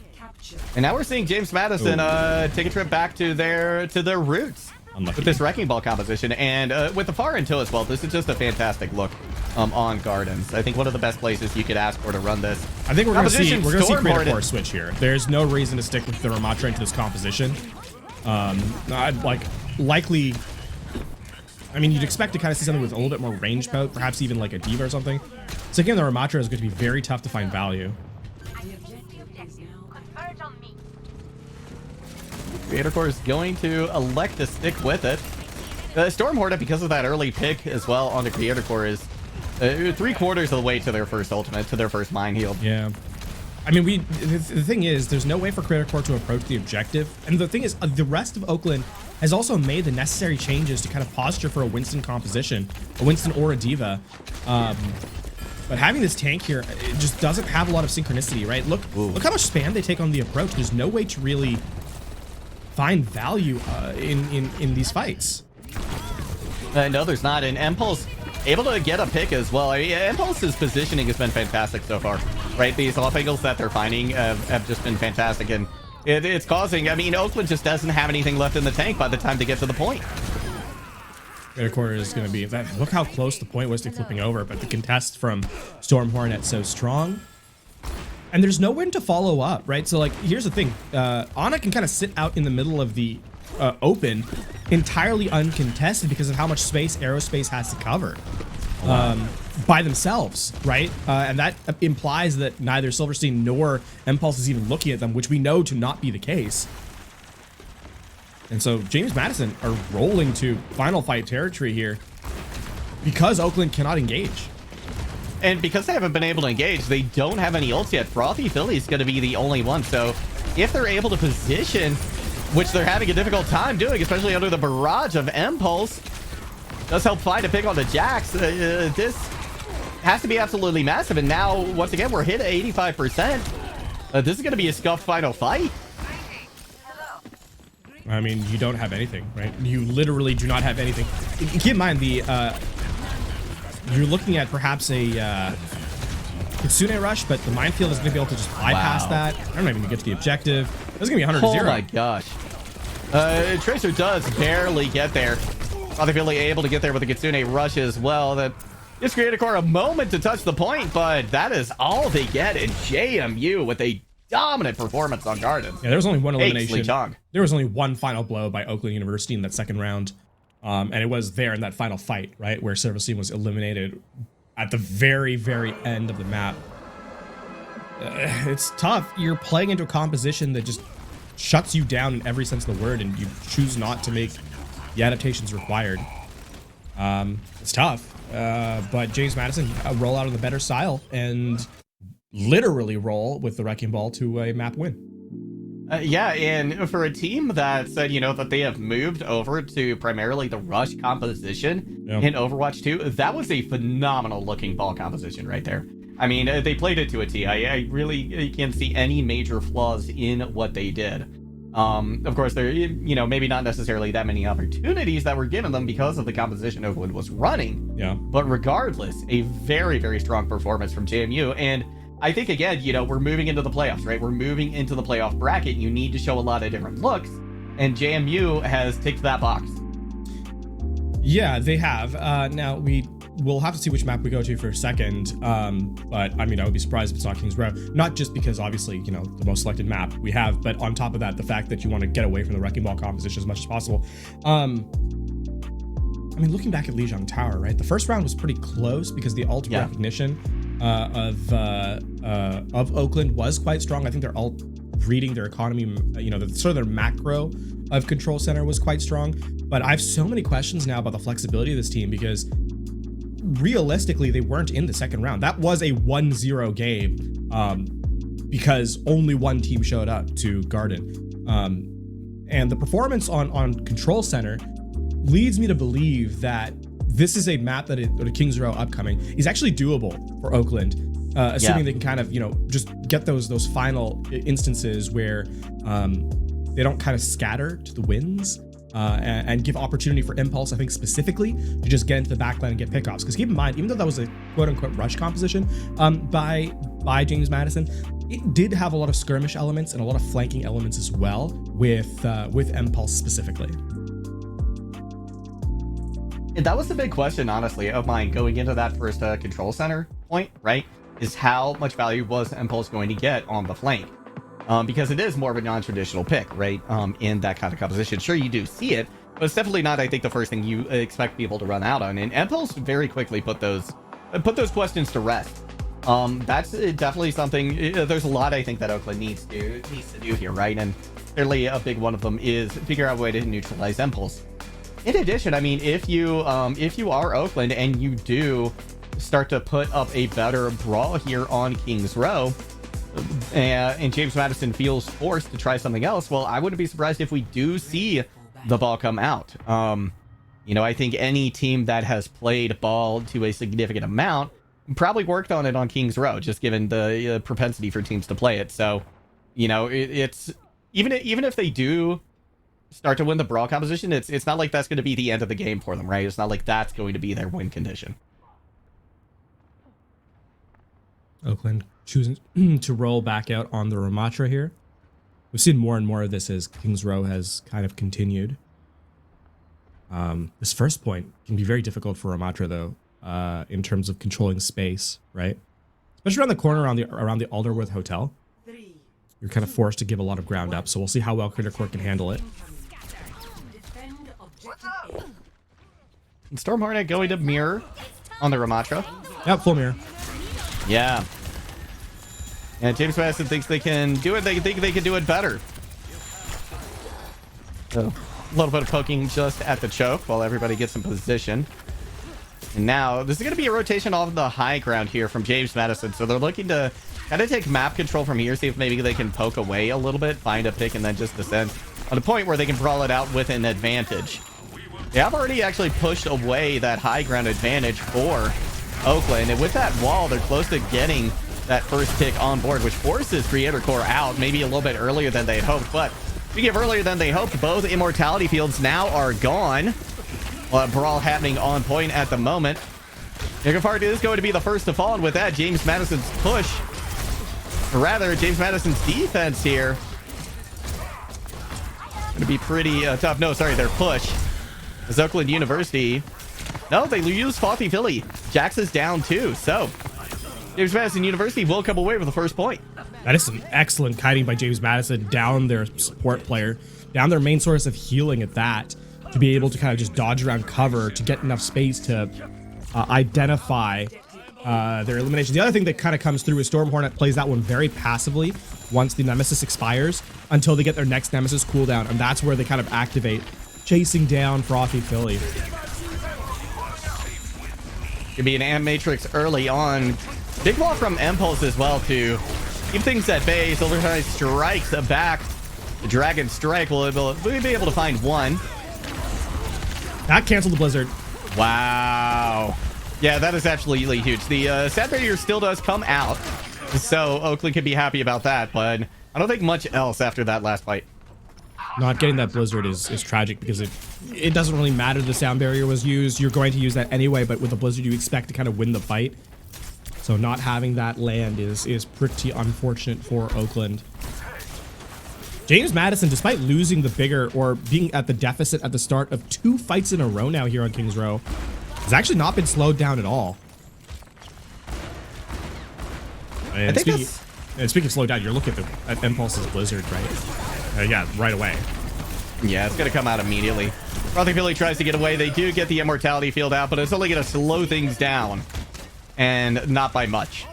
That's a second point earned, by the way. There's no way they're going to contest. So that was a 2-fight second point, if you will.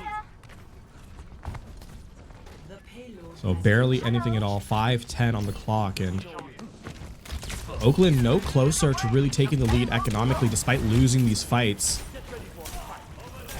Ooh. Yeah, and Silverstein fighting Steve as well. So there's so much room that James Madison can make now. I mean, you can see everyone from Oakland just kind of back in that corner until they get their reinforcement. Storm Hornet does go down low. Here comes the Annihilation now from Creator Core.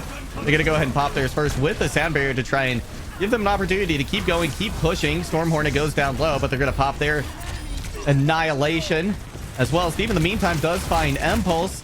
Got an Amplification Matrix. 2 from Frothy to push everybody back. Nice hold there from Oakland. A little bit of a handshake, you know, ult for ult trade. Slow down the game a little bit. The only pickoff really was the fact that Impulse went down. Aerospace needs to land this Blizzard. It's the only ult really in play here in this next fight. And it can just straight up win the fight for you, right, if you're Oakland. Yeah, because James Madison doesn't really have anything to respond to it with. Yes, the Immortality Field is there, but it's not going to matter much. Gonna have to use it now, though, as Jax is down, so Oakland has to turn this around fast. They do get a pick, but Silverstein lets them, James Madison maintain the lead here in the kill feed. So it will be Oakland on the retreat. Steve does have the Deadeye, but not really an opportunity to use it just yet. And now Nemesis form comes out for both. Blizzard is here, does find Frothy Philly, and now Steve trying to get something done with the Deadeye. Just a sliver of health remaining. The fly takes care of them. I mean, now it's how do you even get out of this corner, right? The Yeah. respawns are not here. This is just gonna be a slow stagger to the end of the map. And with the Dragon Strike as well towards spawn, that's going to do it. Tracer might touch here on the flank. Yeah, Stormhorde is there with the Annihilation. Anybody who gets close going to be dealt with quickly. Almost 3 minutes on the clock for JMU. The difference maker there is that JMU, I think the tempo that they showed all the way through the map was tremendous, right? Just consistently taking fights. And I think the other thing too is that they consistently take fights, and the fights that they lose without taking much damage to Oakland. So Oakland never really able to, I think, resuscitate their economy. Just a tremendous performance overall. A lot of that comes down to, I think, the tank line for James Madison, right? Storm Hornet, kiting aggression expertly without overplaying their hand, right? Keep in mind, health is a resource in Overwatch, and using your health pool to your advantage is a big part of tanking. And it's kind of trading your HP for your support's ultimates versus your opponent's kind of resources. And if we look at what Aerospace was able to do, it's not that Aerospace was necessarily missing shots or anything. There was just very little opportunity for them to kind of generate damage, which meant that you only have 2 blizzards in the entirety of the map. And with that being kind of a fight win, or realistically should be a fight win, the fact that both are kited to extreme effect, it's sort of a cascading snowball there, where the combination of factors meant that Oakland at no point in time did they ever really have a chance to make a stand. So James Madison will rightly take that near 3-minute time bank on the completion of third.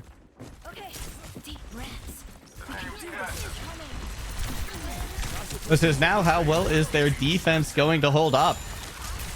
As we saw in Control Center, this brawl head-to-head was very even. With University getting a little bit of map control here. It's going to be a nice wall. It doesn't section off, doesn't isolate Storm Hornet, but it does allow Oakland to get closer to the point. Now that they're there, Creator Core is free to brawl. Going to be pummeling in that front line. Steve on the back looking to see if they can find quick head to click. Field is going to be up. Here comes Impulse with another wall. Aerospace with one as well. It'll be a trade.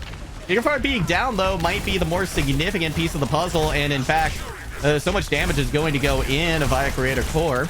Oakland getting a pretty good advantage in this fight. But with Jax down, it's not necessarily over with either. They are going to start building up the percentage. And now with Frothy, Philly with that amplification matrix on the high ground forces Storm Hornet back into a position they don't want to be in, and that should give Oakland the point.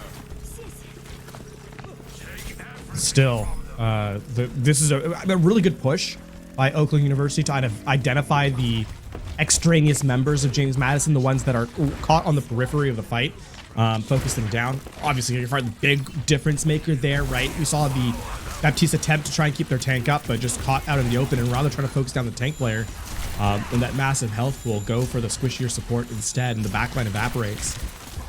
So Oakland, good target priority there in that fight.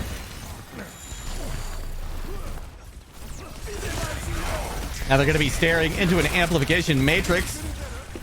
Creator Core forced to back off pretty quickly, but Oakland's just going to be able to kite away this damage, which is good for them. They didn't quite overcommit there. Plus, that's going to be a lot of ult charge going into their backline, into their support line. Yeah, Frogville, by the way, almost to another ant matrix. Yeah. Here comes the Annihilation now from Storm Hornet off the back of Dragon Strike from Silverstein, but that's going to be what gets the job done here. University popping their own now. Cadbury has been committed by Kill the Fly to keep the rest of their team up. Jax wasn't quite there with theirs, so James Madison gets a hold here at Arches. I think if you're okay with that if you're Oakland, though, right? That's 3 ults for 1. Now you get to be walk back in with a Blizzard. And there's no defensive utility to kind of block against it, right? I don't want to see this Blizzard to try and... I don't want to see... You don't want to try too hard for this one. Just 2 or even 1 good pickoff is all you need. You're going to open things up, though, with an amplification matrix.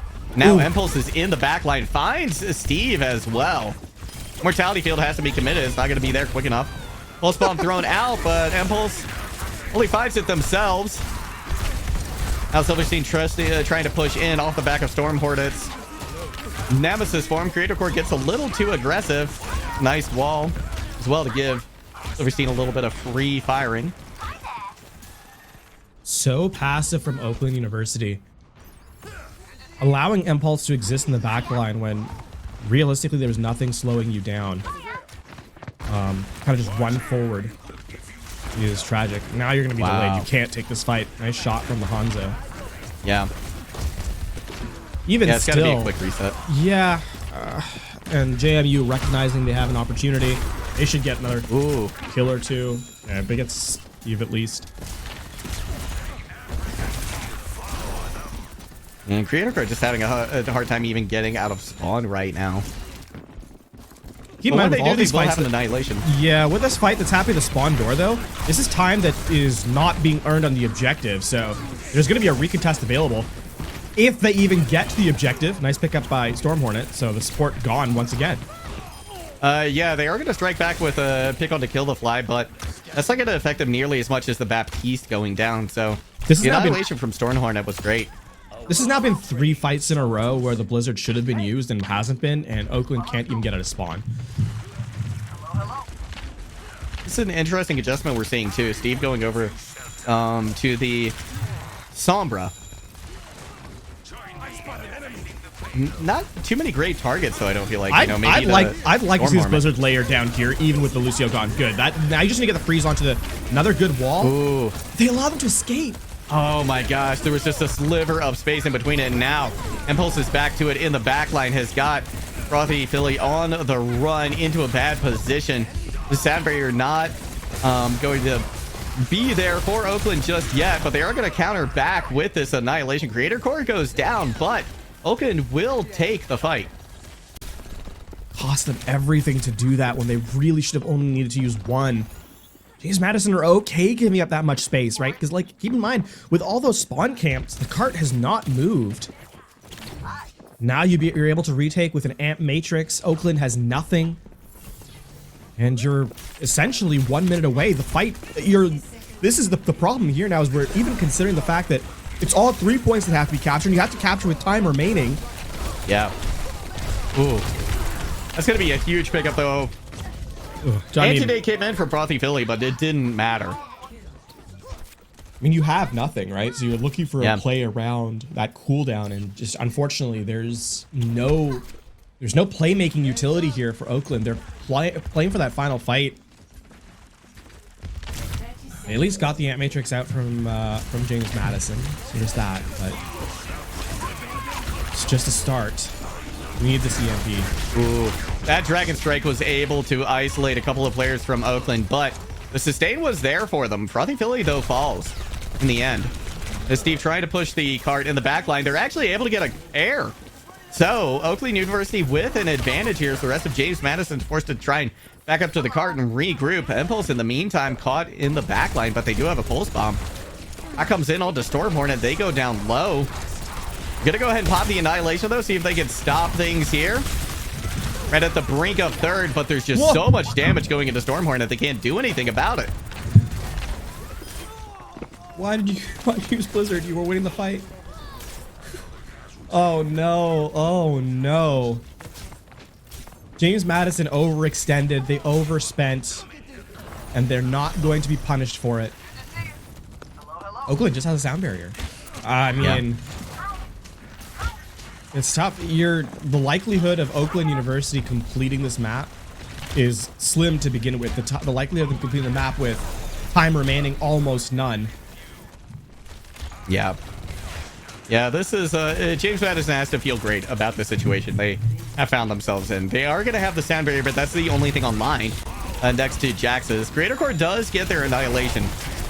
Depending on how they play this, could be a fight when incoming. Especially now that the May is in her ice block. There's nothing to really stop her save the sound barrier now coming out from Kill the Fly. In the meantime, though, one pick has been come up onto Jax. Immortality Fields committed by both sides. 27 health for Creator Core before he finally is able to back him and get some sustain. This is the amplification matrix from Gigafart. Doesn't necessarily get the kills, but it does slow things down. So 30 seconds left to go. I mean, 20 seconds now. We're looking for a dominant performance. We need to see kills coming in from Oakland. They need to come in fast. I don't think they can do it. I do not think they can capture with time remaining. No, I think that's out of the question at this point. Impulse does have a Blizzard as well, so James Madison still has the opportunity to shut things down. They get Creator Core as well. Very few players remaining. Storm Hornet finds one. Overtime ticking over. And James Madison going to give themselves a commanding 2-0 lead here. The last chance qualifier over Oakland. We got one map away as they hit match point.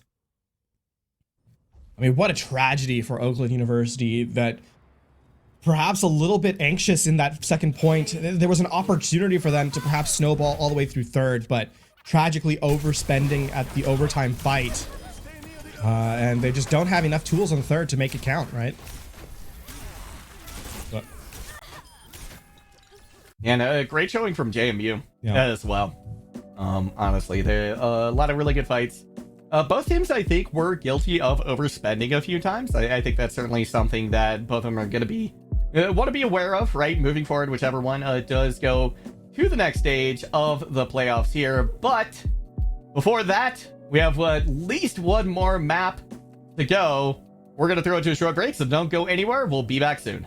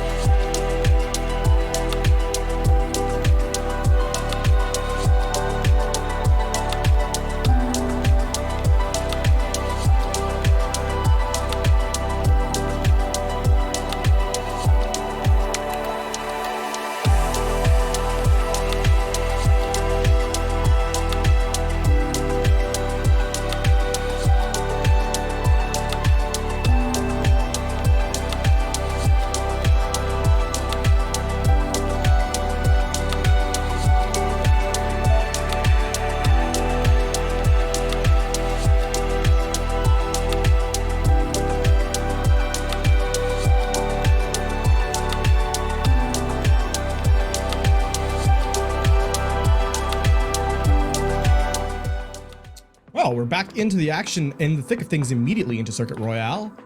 Myself, LaFon here. I've taken over Juggle God, and he has vanished into the ether. You hear his voice? It is a plea for help. And the figurative...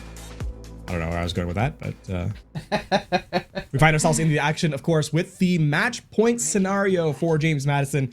Myself, LaFon, alongside Juggle God. Welcome back to the show. The last chance qualifiers continue here at the NACE Star League. And for James Madison, opportunity to wrap things up nice and pretty, put a bow on it, move into the playoffs itself. Oakland University, they're fighting for their lives. That they are, and it has not been easy for them.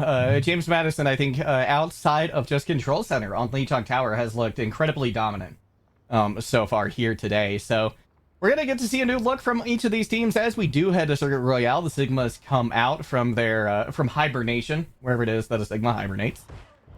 So we're going to get to see how both these teams fare on the poke composition. One. Attackers incoming. Looking like we have a substitute, I believe. Oh, Tango. Yeah, Oakland University.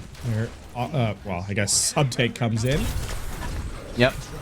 Ooh, Tango takes a lot of damage to start right there as well. But Oakland's going to be able to get a pick on the Impulse, who honestly I think is one of the bigger factors in James Madison's dominance so far here today. Yeah. And so taking Impulse offline first really opens things up. Actually, Storm Hornet has been out-rotated in their cooldowns. Some nice hits by Tango.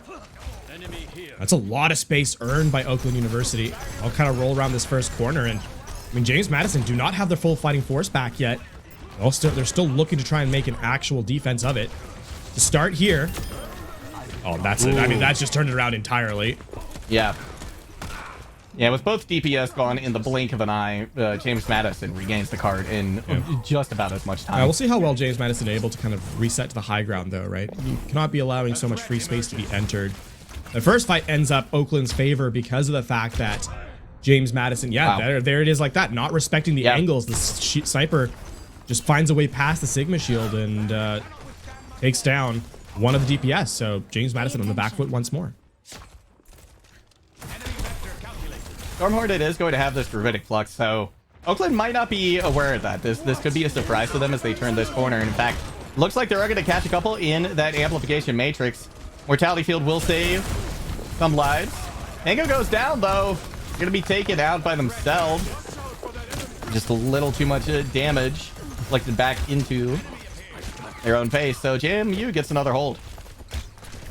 That Amp Matrix ends up being more for self-damage than anything else. The hyperspheres blowing up on the wall or on the payload actually reflect enough, and with the damage amp, it takes Tango down. That's tragic. Yeah, it is. Stormhornet playing with fire right there. There's that corner relatively aggressively, but able to save a lot of their shield and go ahead and use their kinetic grasp as well as they go down. Shield in place right before the accretion hits. In the meantime, Silverstein and Impulse combine for a pair of kills. Airspace finds one with the Dragon Strike, but it's not going to be enough to turn the tides. And JMU, outside of that first fight, where I think Oakland kind of surprised them, they've been able to hold on strong here. Oh, and now Silverstein has started to wake up pretty aggressively. They're finding those off angles that are being unexpected and finding the headshots. Realistically, James Madison has only overstepped their bounds a couple of times, but here's another one. Yeah, they are getting caught out just a little bit. Just throws in a Dragon Strike. A lot of damage coming in off this Amp Matrix, so Gigafired forced to use Transcendence. Transcendence used very early. Oh, another pick off too at the end of it. I was going to say the Gravitic Flux is now free and clear, but a little greedy from Storm Hornet means that they're able to be stunned out of it. Nonetheless, it doesn't matter, because everyone is already dead, so there's no one to support through, so no one get taken down. I feel like Jax took a little bit of an aggressive angle there for Oakland University, kind of put themselves in danger, in harm's way, and Steve kind of staying and not resetting with the rest of the crew is problematic, but Airspace finds a pick. The block back response is going to be longer. Yeah, there's an opportunity here for Oakland University. Tango is going to have to be the difference maker, though. I mean, farming to that gravitic flux well ahead of any support ultimates that comes in from James Madison. So they'll only have to deal with the immortality field. Should have the resupport, or rather, support back from Impulse, but overtime has been triggered here. Here comes Tango now with the gravitic flux. Ooh. He's gonna be knocked out of it again by an accretion.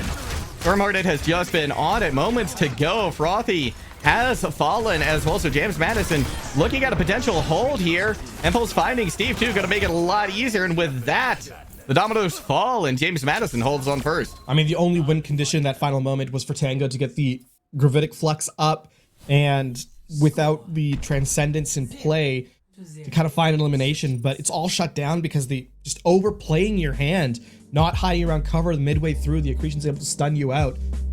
It's tough to be in a position. It's not as if the map was lost off of that, right? But it's indicative of the style of gameplay that Oakland is trying to go for, individual plays, rather than moving as a squad, and they just can't quite get together. They can't quite sync up. And so a lot of their ultimates are thrown by the wayside, entirely wasted. And James Madison, take full advantage of it. They're going to get a full hold here on Circuit Royale and now put themselves 1 point away from completing this map, completing the series, and winning the 3-0 to move forward into the playoffs. A golden box of victory is in sight. I mean, exactly at the moment, literally speaking for JMU, but very close. Just half of a round separating themselves between this game and a berth into the playoff bracket. Right now, Oakland University on life support. They're hoping that this composition is going to be able to get the job done. No big changes coming out from them. 5, 4, 3. James Madison, kill the fly. Okay, I was going to say, stick on the Kiriko is a bold choice. But they'll go over to the Baptiste instead. A little bit of a different look coming out here from JMU. Really interesting with Impulse on the Genji. You're going to be able to pocket them a little bit when they go in for the dives. Nick's just going to have to make sure that they don't stay in too long and they make sure they have adequate cover when they do jump in. Stormhearted pushing very aggressively. Might get punished for it here. Immortality field has to be committed. That means Kill the Fly is vulnerable, so they go down. Nobody on JMU with any health to speak of.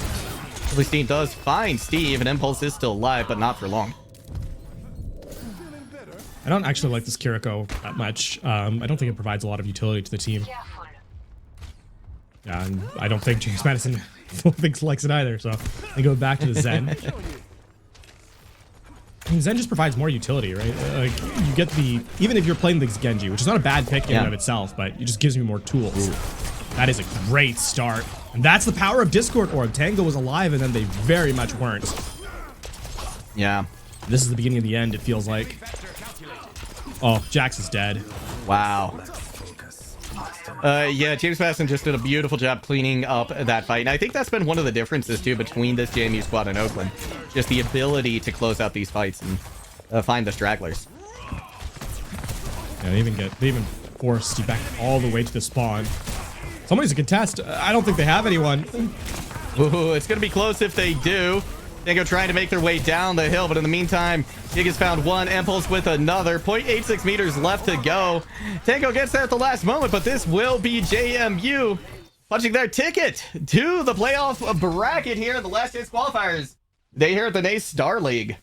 What a tremendous performance across this series from JMU, a 3-0 that was honestly one-sided. We sometimes say that the 3-0 does not tell the whole story. Here, I believe it absolutely does. James Madison University, what a tremendous performance from them. The culmination of the regular season as they move into the playoff bracket itself, and a rightly earned position. Their berth has very much been earned moving into the playoffs.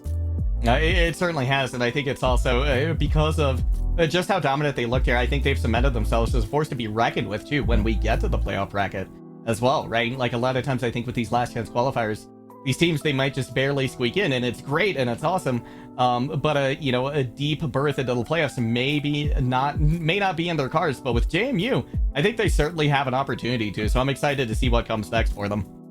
Yeah, absolutely. Well, that's going to do it for this particular series, Jungle. And in fact, the last chance qualifiers here today as well. But perhaps on the flip side of this break, an interview with the winning team.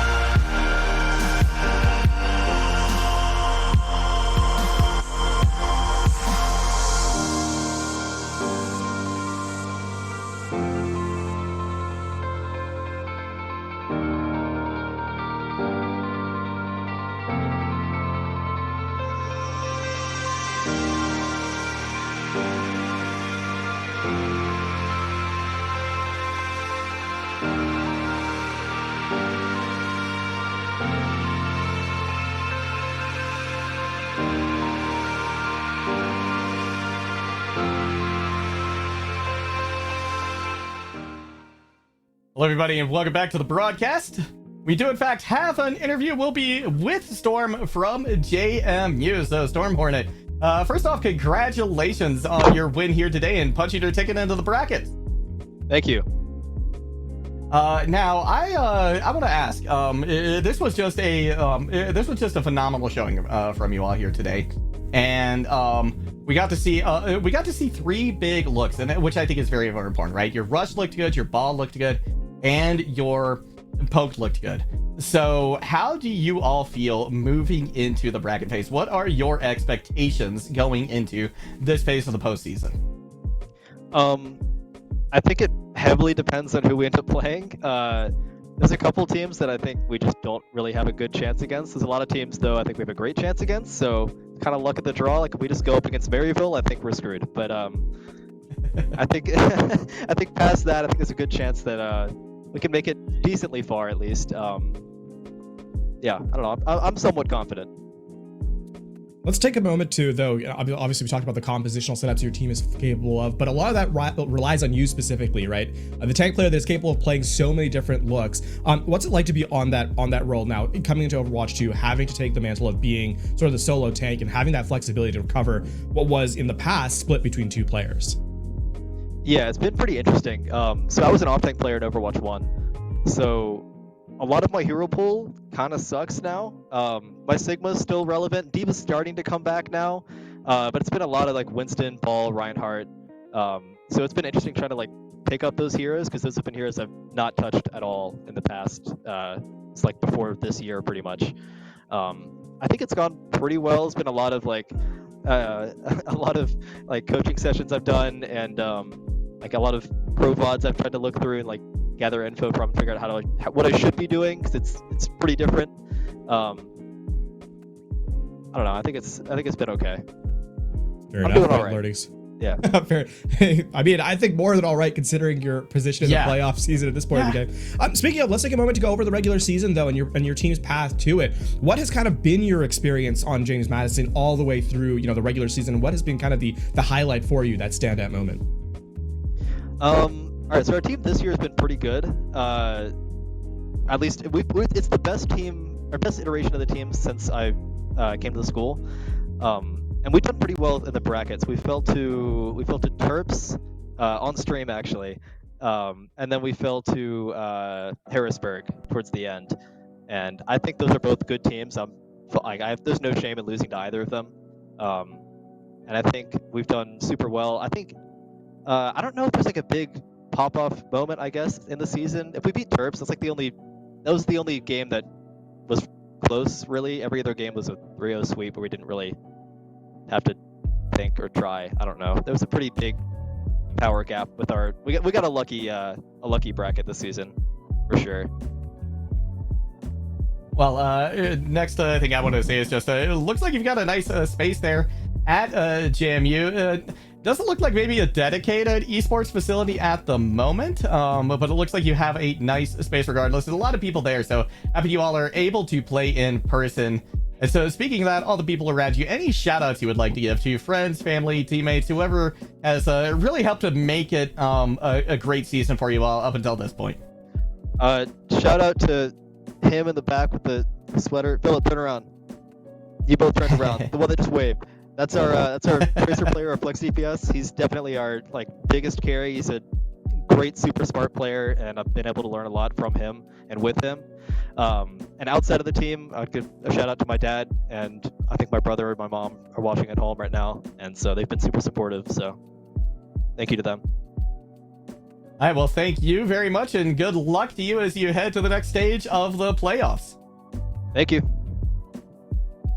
All right, LaFon, that's going to do it for us here today, but there is plenty more Overwatch where that came from happening over the course of this next week. Thursday, we'll be back with more Last Chance Qualifiers, but it's going to be a couple of different faces. LaFon and I will not be joining you, so you'll get a break from us, a reprieve from our casting, but then we'll be back on Saturday for the rest of the Last Chance Qualifiers. And of course, all the other great esports happening here at NA Star League as well throughout the rest of the week. If you've enjoyed our casting, like what we do, be sure to give us a follow on Twitter and the rest of the NACE Star League socials. Big shout out to our production crew as well. Thank you all so much for doing what you do behind the scenes. That's going to do it for us here today. GG's and see you next time.